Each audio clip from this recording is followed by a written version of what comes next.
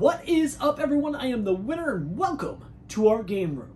We have finally made it to the #1 game of my top 123 games of all time. Now, you've seen this designer all over my top 123. That designer is Eric Lang. You've seen him Blood Rage and Ankh and that series, and I think Dice Masters was on the list too, and you've seen him all over the place. Well, you're going to see him in my #1 spot as well. This is an older title that just I kind of bought on a whim, because at the beginning of playing board games and getting out of Magic and jumping into board games, I kind of bought board games that were like, hey, that looks cool, sure, I'll buy that one. And some of those games have turned out to be my favorite games of all time. I did that with Colosseum, I did that with Sid Meier's Civilization, and I also did it with this one, which is Chaos in the Old World. It went up one spot to my #1. It was #2 last year. It's perennially been in my top 10 ever since getting it, ever since starting these lists. The only problem is I've kind of tortured everybody this top 10 with games that are either hard to get or out of print and that are a little on the expensive side. We have the Horned Rat expansion for this. Unfortunately, that's like a $200 expansion now, because this was during the heyday of Fantasy Flight Games when they worked with Games Workshop and then brought over the Warhammer license to use in various games like Blood Bowl Team Manager and this title, and they even had Fury of Dracula there for a while. But unfortunately, as you know, Fantasy Flight kind of stopped working with them, and then they sold to Asmodee, so Fantasy Flight is kind of a shadow of what they used to be.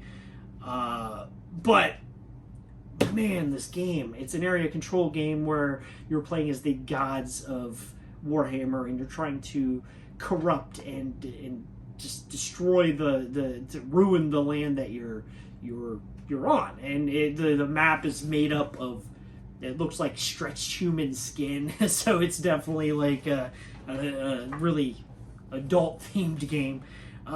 What's cool about it is that it plays 3 to 5 players, which is an odd player count, but man, playing at these higher player counts, this game is just amazing. I know you can't pull it out. Like me and my wife are just playing games, we can't pull this out. But if we're playing 4 or 5, I will not hesitate to grab this one. This one just does everything. It's like the precursor to what Blood Rage does.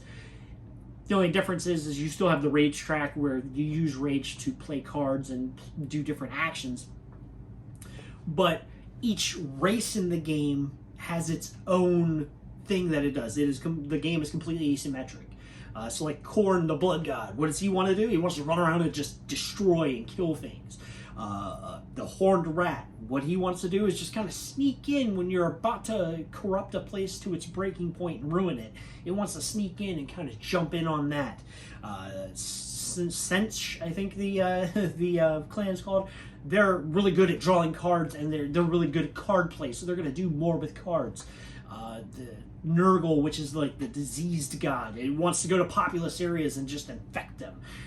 The map is so tight too, so you can't turtle in this game. You can't really find an area and hide. Basically, you everything is right in your face. So much so that I even think it's more in your face than Blood Rage is. I love the fact that like every race plays completely different. If I play as the rats this game, I'm going to play completely different than I played as the Khorne the last game.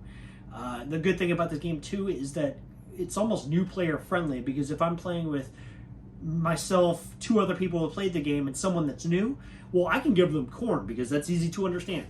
How do you dial? Because you have a dial you're trying to advance on. How do you advance on the dial? Go kill stuff. That's easy enough to understand.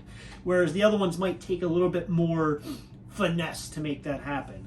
Like I said, this plays 3 to 5 with the expansion, of course. Like I said, unfortunately, a Horned Rat expansion is like $200. I'm not quite sure what the price of the game now is because it's all out of print, but I apologize. I'm sure it's not cheap. Plays about 2 hours-ish.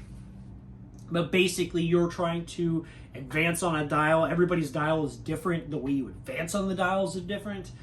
You're trying to advance to the end of the dial to win, or you're trying to get 50 points, I believe it is, to win. The last time I played this game, it looked like I was behind everybody, But then things started getting ruined, and I was jumping in, ruining everything. And that gave me enough points to squirt around and beat them at the very end before everybody got their dials to the end, which is what they were more or less pointing at. So you can kind of do that kind of stuff with two different ways to try to win the game. Man, if you're looking for a real in-your-face, aggressive, there's really no take that. It's just, I'm going to go take this because I want that. You have to stop me from taking it. Or I'm going to play cards in these slots before you can. And that's the take that in the game. It's not like, lose a turn or something. So, man, the game just gives you a wonderful area control, a really, really, really nice card play system.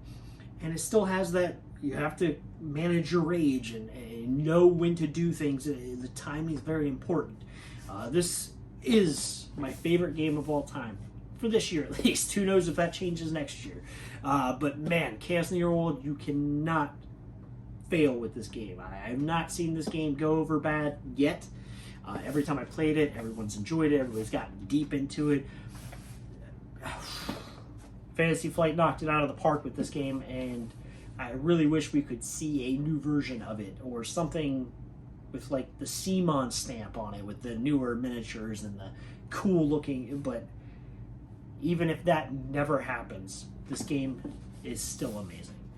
So that is my number one, Chaos in the Old World. So I want to thank everybody for watching this series. If you enjoyed it, please give me a like and a subscribe. I got more to come. I think the next thing I'm going to work on is my top 10 games from last year, which I already have a list made. I'm just going to make the video. Check me out on the Dice Towers Favorite Game Friday. Also, keep an eye out on the channel. I'll be releasing videos sporadically and doing reviews and previews. And if you're looking for a review or preview, just let me know. All right, I am the Wynner. And once again, thanks for watching. Keep playing and keep winning.